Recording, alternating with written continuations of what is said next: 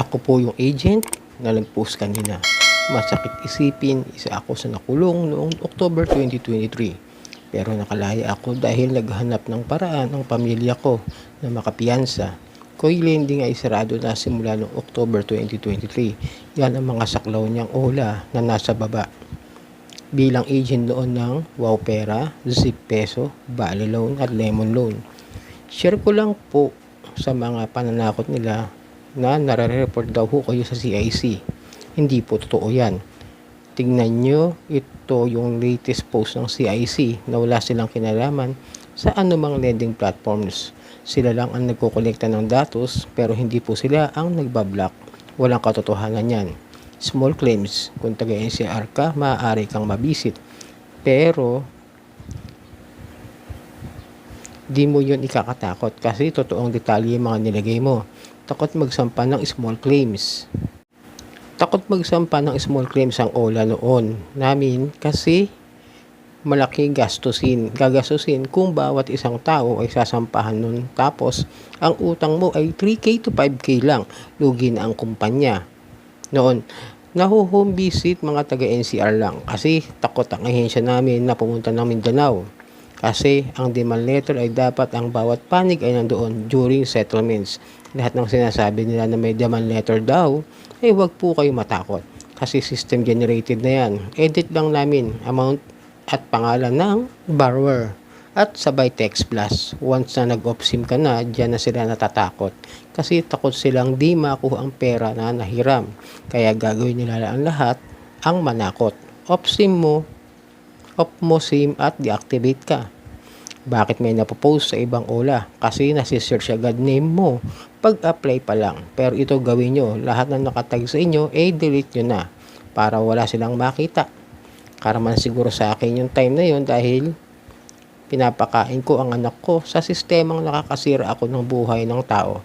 Nagkasakit ang anak ko, sising-sisi ako. Deactivate and off SIM at huwag na umutang ulit. Baguhin nyo buhay nyo. Huwag na magdepende sa kanila kasi sisirain nila kayo sa lahat. Kadalasan, halos lahat nagpa-farm mga taga Mindanao kasi di pupunta mga agent dyan sa inyo kasi takot sila sa mga taga Mindanao. So magandang umaga uli sa inyo mga ka-Johnny. Ito ang lingkod ka-Johnny ng Janitor at ito ang Johnny Depp, usapang utang, usapang OLA. So narinig nyo naman po yung sinabi kanina, binasa ko. No, pero bago lahat, paki-subscribe po muna itong aking channel.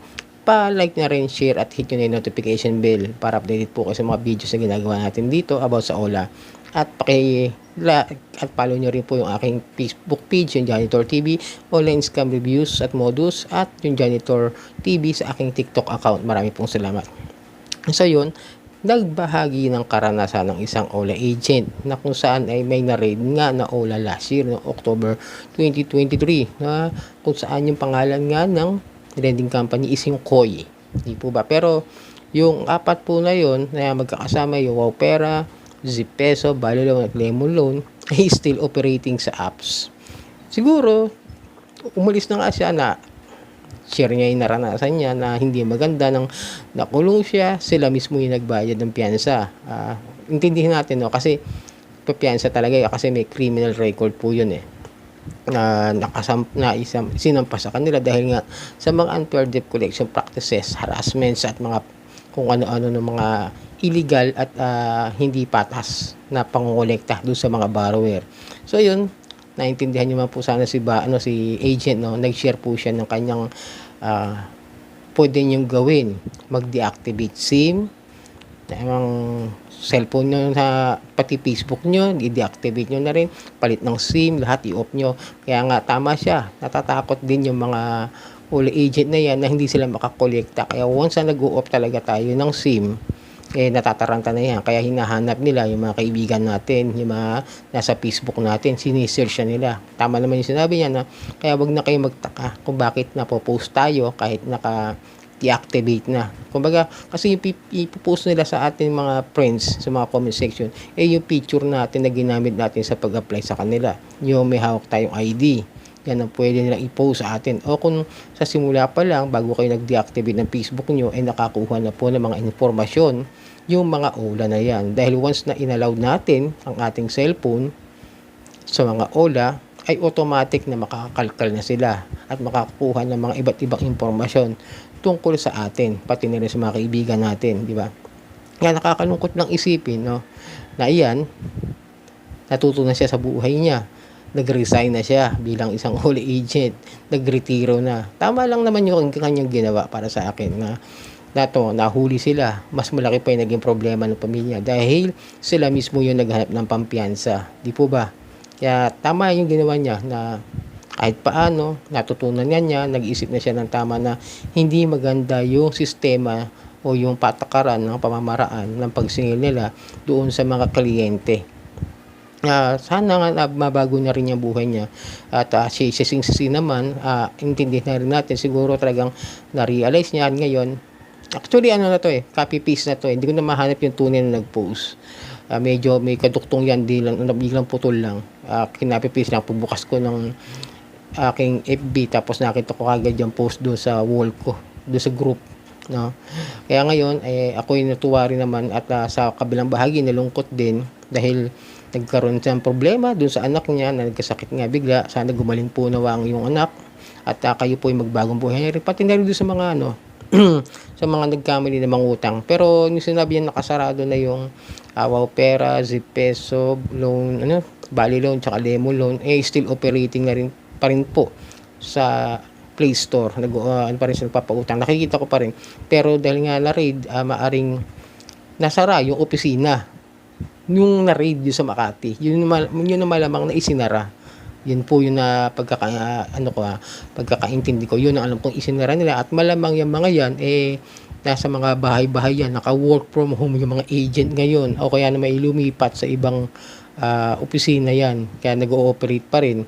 Pero dapat sana nga nagtuloy-tuloy na lang na raid, huminto na. Kaso nga lang siyempre dahil nga hindi totoo yung mga address na ibinabanggit ng mga yan, ng mga OLA na yan sa kanilang mga address sa Play Store, iba pa rin naman yung gagawin nila. Siyempre, tuloy operation dahil nga illegal yung ginagawa nila. Alam nila yan.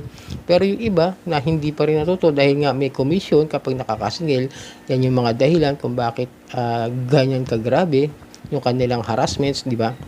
Nakita nyo naman yung small claims, sinabi naman niya, kung taga-NCR ka, huwag kayong matatakot. Tama naman po siya. Wait lang, lalakihan ko lang ng konti. Ayan. Huwag kayong matatakot mabisit. Hindi mo yung katak. Kasi kung totoong detalye naman talaga yung ibinigay mo, takot din naman magsampa ng small claims yung mga OLA. Siyempre, totoo naman yun kung maliit nga lang naman yung utang mo, hindi pa naman hihigit ng 10,000. Mas malaki pa talaga yung gastos ng mga OLA na yan. Tapos malalaman pa ng mga korte na kung saan sila magsasampa hindi totoo yung mga address nila, like yung nangyari nga dyan sa Bali Loan, dyan sa Coy Lending, nasa Makati yung opisina, pero yung address ng mga OLA nila is nasa Pasig. Di po ba? Ganyan po mangyayari, kaya sila yung mas takot magreklamo doon sa mga borrower. Kaya nga ang ginagawa na lamang nila imang haras. Ngayon kung pupunta naman doon sa bahay, sabi nga nila, huwag ka tayong mga ngamba, mga taga-NCR lang talaga kadalasan. Pero sa Mindanao ay hindi ako nagsabi na parang may mga taga Mindanao hindi ako nagsabi ninyong nag-post. Mababait naman mga tao dyan sa Mindanao. Siyempre, pagka naging alangan nila, diyan kasi sila napapalaban. Siyempre, naglalaban lang nila yung karapatan nila. Pero mostly, dahil sa share niya yan, medyo nagsalita siya ng hindi maganda po sa mga taga Mindanao. Okay dyan, siyempre, kasama rin ng ating bansa yung Mindanao. Mga Pilipino pa rin yung mga yan. Yun. Pero syempre wala namang ideya yung mga karamihan sa mga taga-province like Visayas, Mindanao about dito sa mga OLA. Kaya nga marami pa rin ang mga nabibiktima ng lending company sa nasa online. Di po ba? Kaya medyo mag-isip-isip din tayo. Yung mga demand letter, yun nga sinabi niya. Tama yung sinabi rin naman yan na kailangan meron kayong magkabilang panig na sinetel natin. Parang nagkaintindihan tayo sa mga babayaran natin.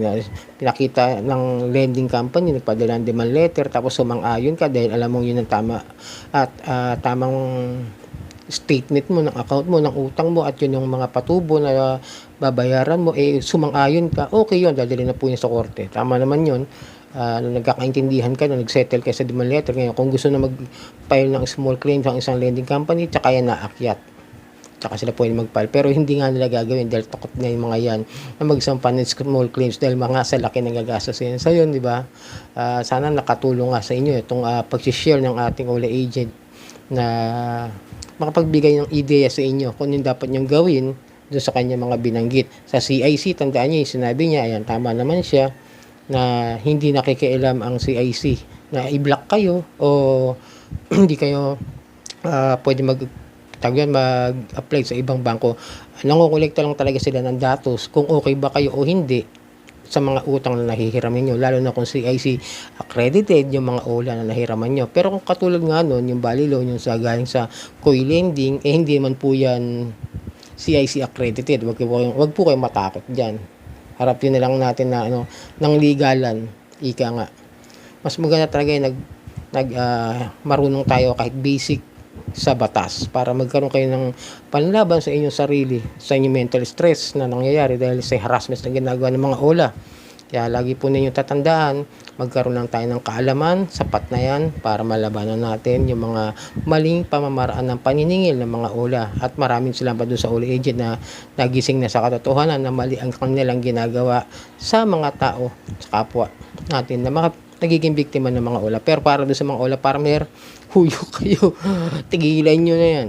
Kaya lang, maawa kayo doon sa mga biktima. Yung mga lehitimong biktima na nagkaroon ng problema sa buhay. Natanggalan ng trabaho, nasira ang pamilya, nagkaroon ng problema, naibenta yung mga lupa at ari-arian nila para lang mabayaran yung mga OLA tapos kayo magpa-farm lang kayo. So yun, maraming salamat sa iyo, Mr. o Miss, kung sino ka man. Maraming salamat sa iyong pagbabahagi ng iyong experience sa pagpasok sa iyong napasukang OLA. Sana maging matiwa sa iyong buhay at God bless sa iyo. At maraming pong salamat sa inyo rin, mga kadyani. Salamat sa patuloy na pagsuporta at pagtangilik dito sa aking channel. God bless din po sa inyo mong sa lahat at sa susunod na video.